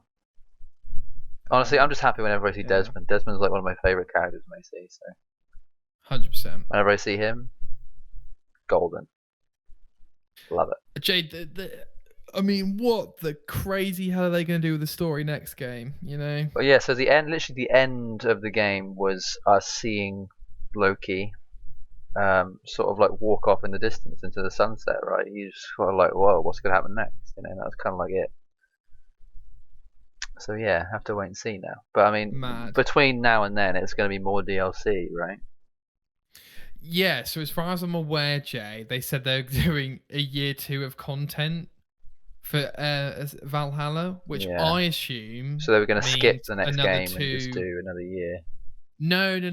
I think no. I think the next game was originally slanted for 2023. Yeah, no, I mean that, but I mean like usually they would have brought another game. Right. But instead they're concentrating more on getting out just new content for this. They're going to try and make it last a bit longer. Yeah, because it would be 4 years since Odyssey next year. Believe it or not. Yeah. Although those DLC were huge, so I suppose they were working on them for ages. But yes. So as far as I'm aware, Jay, I think we might be getting another 1 or 2 big DLCs like we got this year. Okay. But weirdly, I'm not actually in the mood for it right now. Me neither. But hopefully by the time it comes out, I'll be in the mood for it. Yeah, I usually am. I don't think I've actually left much of a gap between DLC coming out. I think actually, weirdly, all the DLC that's come out for this game, I've played day one. And not even like too intentionally. Just sort of like, oh, it's out today? Just boot it up and see what it's like. And I just happen to just complete it, regardless of what it is. So. And what are your thoughts, Jay, on the DLC for this So game? you have to remind me, the first DLC was the Irish one? Wrath of the Druids. Yeah, that's the Irish one, right? Yeah. Yeah, I think I enjoyed that too much. Like, I think that is probably the best DLC we've got, even though we've only gotten 2. But yeah, no, I really enjoyed it. I definitely think this DLC isn't nearly as expansive as Odyssey. Well, so just a quick pause there, because each of the DLC for Odyssey was split into 3 episodes. Exactly, that's what I mean. Yeah, like it kind of felt more of like a larger story each time, whereas the DLC for this kind of felt more of what the Origin DLC felt like. Like it was a big story, but it was like its own thing the entire time. Like it had a start, middle, and end basically. Like it had a progression. Definitely. Whereas the DLC for Odyssey kind of felt like the same, but it just lasted longer. It kind of felt like more of an event than anything else. Yeah, and I think the Wrath of Druids DLC, like you, Jay, looks beautiful. Oh yeah, I thought the story went on slightly too long, which is ironic. Yeah, I mean it was definitely a longer DLC than what I think more people were expecting.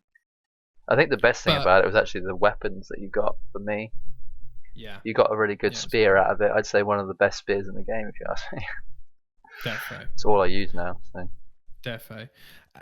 And I wanted to, on your point, Jay, on the other DLCs for Odyssey, I agree that so far, both these DLCs, it seems strange to do 6 episodes of DLC for the last game. But was it technically 9?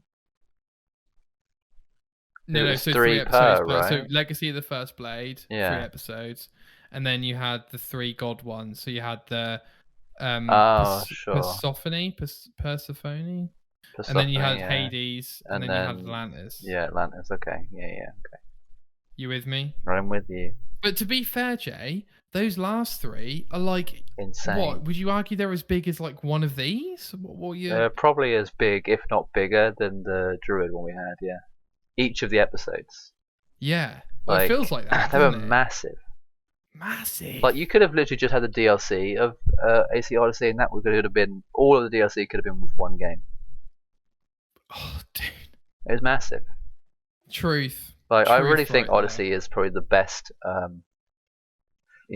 for your money. I'd say the best game. AC, 100%. Like, if you're gonna spend Odyssey any money on Witcher an AC 3. game, just play Odyssey. Doesn't even matter. So But you could skip the story and it'd still be amazing. So just true. the experience is what you need, really. And then, what did you think about Siege of Paris, the second DLC? Yeah, Siege of Paris was actually, it kind of had it like, I like how each of these DLCs have an atmosphere to them, similar to an Odyssey too. Like, there was definitely a different atmosphere depending on what you were playing. Like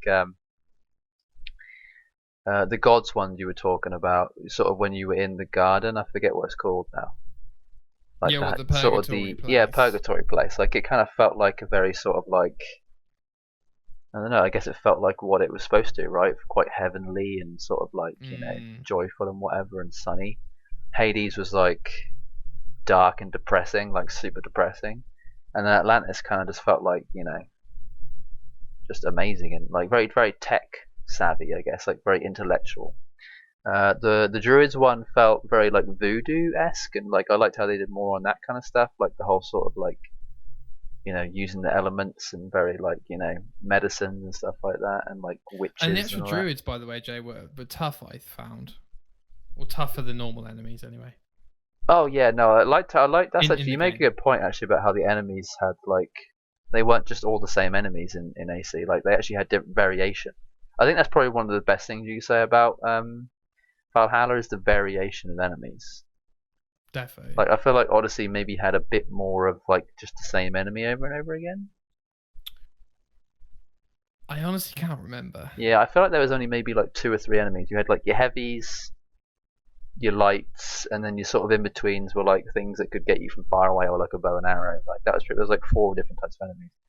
Whereas in Valhalla, I feel like you have all 4 of those plus like extras. You have druids, and each of the druids had like 3 or 4 different variations.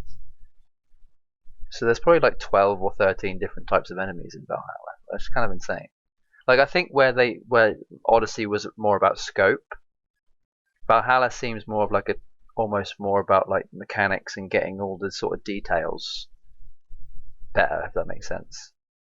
Like, a bit more variation in the smaller aspects of the details rather than the scope of the story and everything Instead else. of having like 100, like bigger enemy battles, say, let's have different types of enemies, kind of thing. Yeah, exactly. They sort of spent more time on certain areas rather than others. You kind of can't put too much time into everything, if not it would take like 6-7 years to really make it by that point. Yeah. Yeah. I think we should be clear as well, Jay. I think, we're comparing 2 ginormous beasts here. Do you know what I mean? So, like, when we say Odyssey DLC is bigger, that ain't saying Wrath of the Druids is not big as a DLC, in my opinion. So, yeah, like, the atmosphere of these DLCs are really good. Yeah. The first one kind of felt like, I would say more atmospheric for me, the first one. It felt very mystical. Yeah. Right, because of the whole like magic aspect of everything. Felt very dark and when you have to go to like one of those things where you got to shoot the skull, the curses or whatever. It felt like you were in that, but like most of the time. That makes sense. Like, it kind of felt very like mystical in that way. I actually really liked that. The second one kind of felt actually a bit stealthier. If that makes sense. Like, it kind of forced you to be a bit stealthy at times. Mm-hmm. Which I think maybe was just like, I guess you could say that this was like the stealthy DLC. And the first one wasn't really. You say stealthy, but obviously there's a siege in there. It was just strange because it's kind of like, it almost felt like an espionage type thing. Like, you were more of a spy, just helping out, I get what you mean. Kind of more than like a warrior. But they were definitely, I think it actually maybe spread the joy in terms of like you had to do a lot of just like combat, but also like a good amount of sort of like espionage, I'd say, in this one. Like, which actually makes a lot of sense because the French are known for their espionage. Yes. If you've played Civ 6, you'll understand what I mean. not trustworthy. No, but yeah, basically, if you've played Civ 6, you'll know what I mean. That's a reference for some people that may or may not get what I mean. But yeah. And I think, for the most part, Jay, these DLCs, I don't want to reduce them, but, they're great DLCs. They do what you hope they're going to do. You know, Yeah, and frankly, I didn't find many bugs with them when I played them. They're fairly run of the mill, but I think we've gotten to a point now where we're sort of like the expectation is so high that even like some of the best quality stuff just kind of feels normal now. Yeah. Like AC to me is like a 9 or a 10 out of 10 in terms of like quality of what they've given us. But because it's because it's expected nowadays, it kind of doesn't feel the same. It kind of feels like just what we expect is the best now. So what we're gonna get, Where anything less than the best just isn't good enough nowadays to a degree. Yeah. That's kind of how I feel a little bit. Like I can't get too excited about like how good Valhalla is and how like we've come a long way from previous iterations of AC. Because I feel like we've just sort of we expect too much now, or at least I do. I don't know about you, but I've sort of gotten to the point now where if the game isn't as good as the previous one, if not better, or like the same, sort of in the ballpark of how good the last one was, I don't really see. There's no evolution, there's no progress. You kind of need that progress to a degree. But I don't know about you, but I think I'd probably be okay if AC just stayed at this quality. I don't know if AC can get much better than this. Have we hit the ceiling? We did think that with Odyssey, though, didn't we? That's what I mean. Like, I feel like Odyssey and Valhalla are very close to the ceiling. Well, when you say ceiling, do you mean for this type of game, or do you mean even a different game that's as good? This type of game, the AC franchise. Can the AC franchise, can it possibly get better than this? Well, I would argue, Jay, yes. Only in the sense that, a bit like your point, just to hold on to that hope, Instead of making it bigger, instead of making it bigger, just make it more concise and more higher quality. Narrower but better quality, I think, is what. Yeah, because Odyssey was obviously. The thing is, Odyssey was good quality, but it also had a lot of scope. It was wide. Yeah. Which I think is probably they kind of maybe want to get that middle ground of it being sort of like a good distance, not too wide, not too narrow, but still consistent quality. I think if anything, if AC can stay this consistent, I think we'll be fine. And they just need to iron out bugs a lot sooner, let's just say that. Well, like you say, Jay, there's too many consoles involved, Yeah, they need to get rid of the old consoles now. Honestly, just get rid of them. They won't do because people still can't get their hands on. I think once Xboxes and PlayStation 5s catch up to demand, they'll then start like being like, right, okay, just exclusives now. Because when did they stop releasing Xbox 360 games? It was like 3 or 4 years into the. I think it was quicker than that. I think it was like 2-3 years. Okay, maybe 2.5, 3 years then. Yeah, I remember. I even remember the announcement. I remember them being like, right, Xbox 360, we're not making those games anymore. Yeah, we're just not doing it. We just can't. I think what year was it? It was like 2000 and maybe like 8 or 9, maybe. Must have been 8 because obviously the 360. Oh, when they were making original Xbox games, you mean, or? No, because the 360 came out 2005, right? Yeah. So it would have been around 3 years later that they sort of stopped. Oh right, okay, so for one, so it would have been 2013 or 12. Did it come out? What year did the one come out? 13. So it would have been 2015, 2016 when they stopped making 360 games, roughly. Yeah. So yeah. I think that sounds about right. Yeah, so hopefully by end of 2023 they'll stop making one games. One can only hope. One can hope, exactly. Yeah. What did you think, Jay, on a couple of other smaller bits? The seasonal updates, for instance. So they were sort of like the in between. They weren't. I wasn't really that fussed about those. Mm-hmm. They didn't really like affect me too much. I think I might have checked out the spring one. Yeah. I think I completely missed the winter one. I was like, nah, I'm good. That was like I'd finished the game and then that came out and I was like, I don't really want to play it anymore, so I'll just wait until the spring stuff. Yeah. I think I jump in them for an hour when I had it installed. I'm not going to install it for a seasonal update. I'll check it out, but I'm not going to like spend time on the game, Dude, I guess there are streamers out there that will literally like, oh my god, seasonal update, gotta stream, like maybe some YouTubers for like a quick, maybe like 1 or 2 videos. But nothing. No, not for me. They didn't really add anything for me. And then we had the first kind of free update, River Raids, which I know you did a bit. They were actually quite good because they gave you new armor sets, right? They gave you like the King George or the King few Arthur boat or crew something, and stuff as whatever well, it right? was. Yeah, that was pretty Yeah. fun. I quite like that. They gave you anything that gives you new gear or new weapons. I'm definitely going to be involved with. I enjoy it a lot. Sure. I think we're actually missing something. The boss battles we haven't spoken about yet.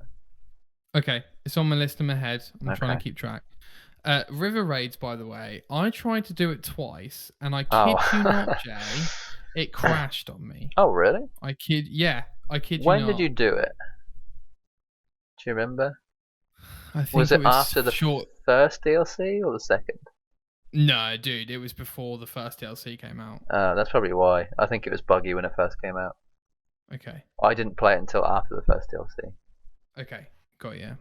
Or it might have been just before the first DLC. Like I think it literally was like it was a week before, the day before. I think I just quickly sped run the raids or whatever. Okay. Just to get them out of the way. Yeah, it was disappointing. But and the other thing I was going to say was the mastery challenges, which I will boast. Yeah, I didn't have finished. Yeah, I didn't. I started them, but I didn't finish them. I just kind of got like, eh. Some of them. Do you get a reward but they made for them it, a bit or what? easier. Yes, you do. What's the reward? You can tell me. I'm not fast about that. I'm trying to remember. I think it's if it's like a weapon, that'd be pretty cool. It's an apple of Eden. Oh, okay, well there you go. It's so I think the lady that comes down out of nowhere. Oh yeah, like the Valkyrie woman, right? Yeah, I forget her name, but yeah. I think she might be Freya. Oh, okay, yeah, that makes sense. Freya, yeah. So yeah, I she think was a Valkyrie, there might be some story there or something. Yeah, but, she'll be an Isu that just gives you something, I guess. Yeah. Right. Truth be told, Jay, I can't. There wasn't. I don't think there was a weapon or whatever. I can't remember. Yeah, sure. So yeah, boss battles. Yeah. So I played the game on easy, right? Did you play it on easy? Yes. Yeah. So I felt like the game actually was too easy. Just overall. Why don't you turn it up then? Do you know what I didn't, Jay? I played it on normal, actually. Well, there you go. I played on I easy didn't stealth, turn it up just because easy stealth, normal combat. Okay. I feel like the Goldilocks gamer in me just goes for efficiency. It doesn't go for challenge. Especially not on a game like this. Because if I'd put it on normal, I probably would have spent an extra 20 hours total. I didn't want to do that. I've got to say, Jay, Goldilocks speed after I'm playing Dead Space 3 with you is so much quicker than my speed. I don't think I would enjoy games if I played it at your speed. That's not saying you're not enjoying them. I'm just saying for me. Well, I feel like it's different when I'm playing with you because I'm not playing it to your standard, if you will. Yeah, I'm definitely not playing to my standard. My standard would be like listening to everything. Okay. Checking every corner, making sure I'm not missing anything. Why didn't you play like that with me though? Because I'm not like speeding. Is it because you haven't got everything the way you want it? So yeah, I feel like I'd have to be playing by myself to really enjoy it. Like when I'm with someone else, like if I'm playing a multiplayer game or like a co-op, I'm not playing the game because I want to enjoy the story. I'm playing it because I want to enjoy having played it with someone else. Sure. And I can't. My enjoyment then can only come from playing it with someone else rather than enjoying the story. The story is its own thing. Like it kind of needs to be separate, Sure. Yeah, you can't have your cake and eat it. Is that what they say? Yeah, that's what I forget the thing, but yeah, you can't have both basically. So yeah, boss battles. So you played on easy. Yeah, I feel like they were like too easy for me. The boss battles. Like I think I only maybe died once or twice. But yeah, I think I basically leveled up so quickly. And by the time I came to most of the boss battles, they were just too easy. But I didn't mind that. I still enjoyed it. I think if I'd maybe wanted to have it more challenging, I could have turned it up, but I didn't want it. So, but I really enjoy. I still like how boss battles are in this game. I like how they're set out. Like it kind of feels like a very kind of like Dark Soulsy type thing. You still have to learn the pattern and everything, and the classic type of like RPG era stuff. So yeah, no, I appreciate that. I like how it's different elements from other games that I enjoy. Because when I think AC, I think just walking simulator to a degree, right? Like AC1, you just walk around and you play the story. But it's evolved obviously into this. Like it's evolved into other games that do well, RPGs and stuff like that. So evolve. Evolve. That's a good word. It's the word of the day. Evolve. Evolve. Someone say Back for Blood. Anyway. Sure. A couple of nearly done, Jay. Nearly done. So anyone running a marathon, you can stop when we're done. The first thing was we've missed a few things. One of Ravensthorpe. them. We've missed quite a few things. Ravensthorpe. Let's go with that. Yeah. So one of my main complaints about the series that we spoke about last year was, where is the settlement upgrade system from AC2 and Brotherhood and stuff? I want that back. And what did they do, Jay? They brought it back. Yeah, so, to a degree, I guess, right? Is it the same? You got buildings, you got to upgrade them. I guess so. You need the resources. Yeah. You don't get money from them, which is a shame, but... No. You do get a love interest from one of them. Yes, you do. Did you do that one? The hunter girl? I did. Or the daughter of the hunter or whatever? Sister, I think, yeah. I think it was... Oh, was it the sister? I don't know. Yeah, whatever it was. I think it was... Don't mess around with my sister. Yeah, that was quite fun. I also like the guy with the artifacts that you have to go give to stuff. Yeah. I like the NPCs in the town are actually quite cool. It definitely felt. Did you enjoy the upgrading and things? To a degree, I mean, yeah, like it was fine. Like I think I was more excited about the idea of it than the actual doing of it.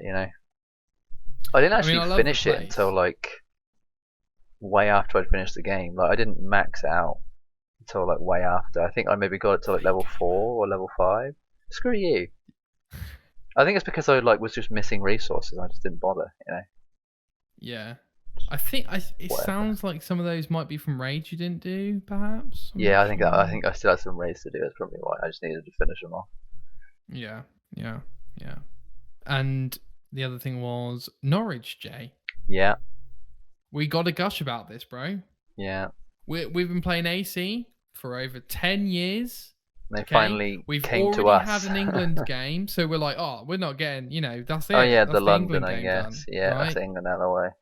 And then, against all odds, and Jay did loads of research on this, and we're good. Sorry, I did that once already. Norwich comes in, and like Jay's like, Nick, bro, that we might have East Anglia in this game. I'm like, no way. No. You basically start there. And then Ravensthorpe is in East Anglia, basically, right?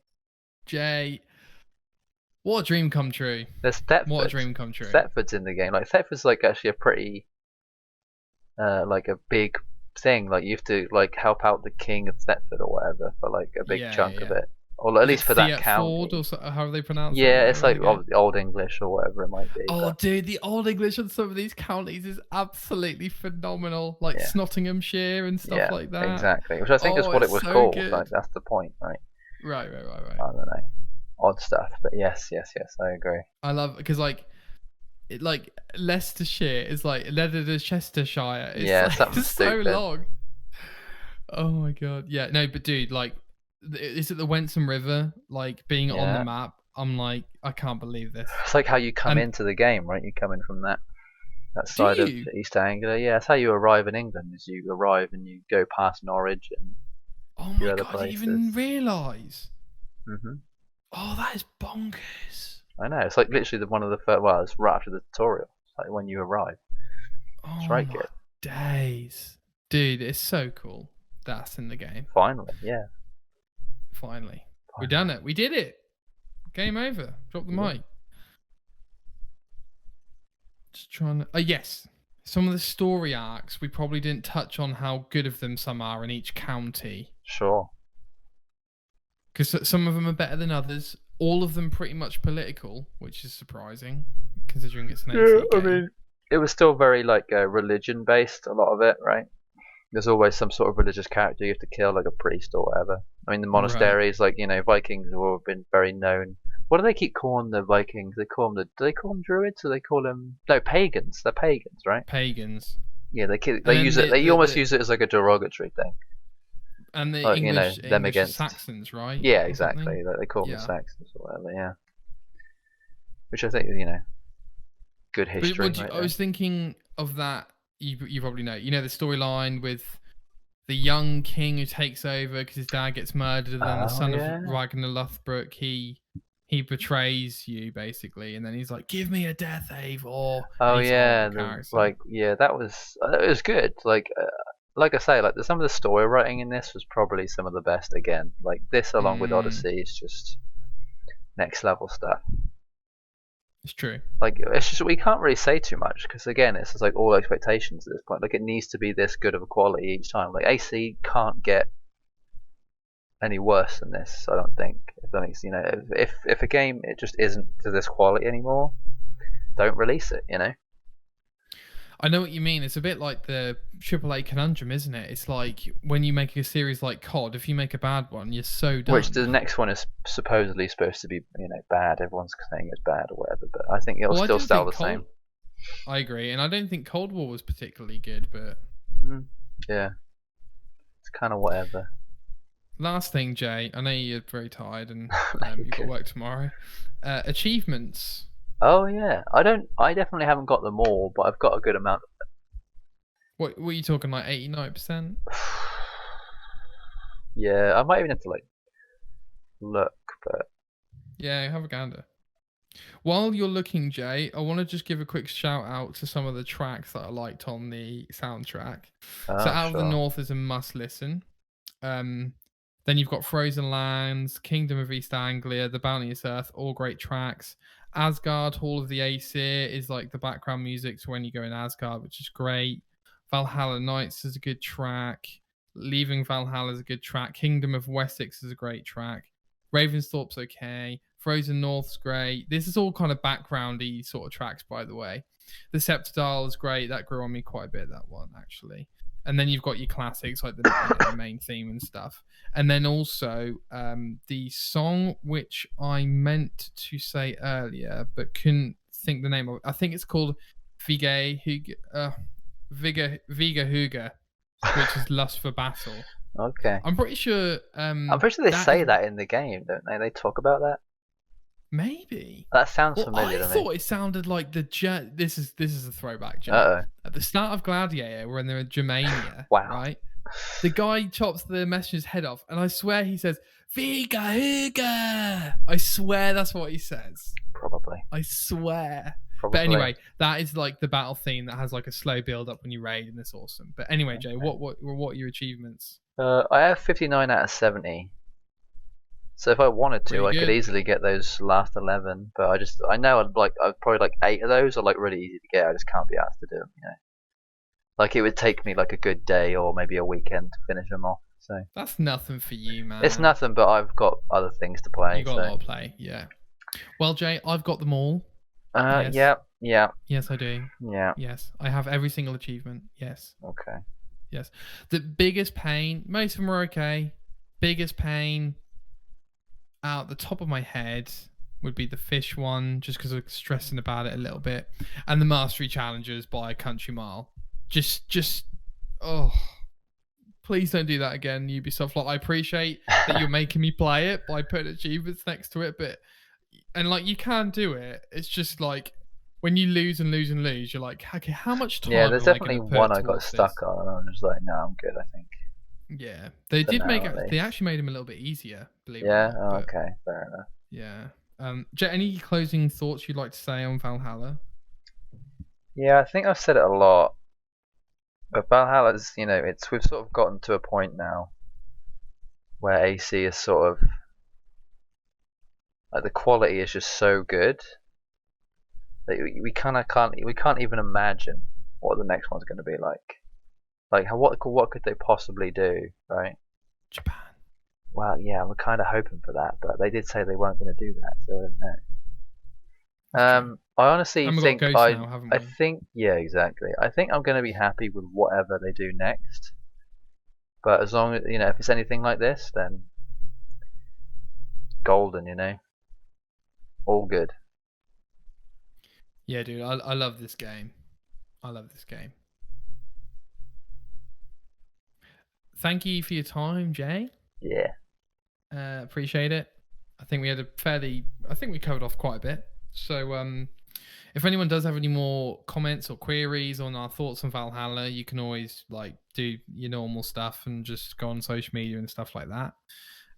If you did enjoy, please do leave a review. I don't like asking people, but we could do with a few more at the moment. So if you could, that would be appreciated. And I hope everybody has a great weekend.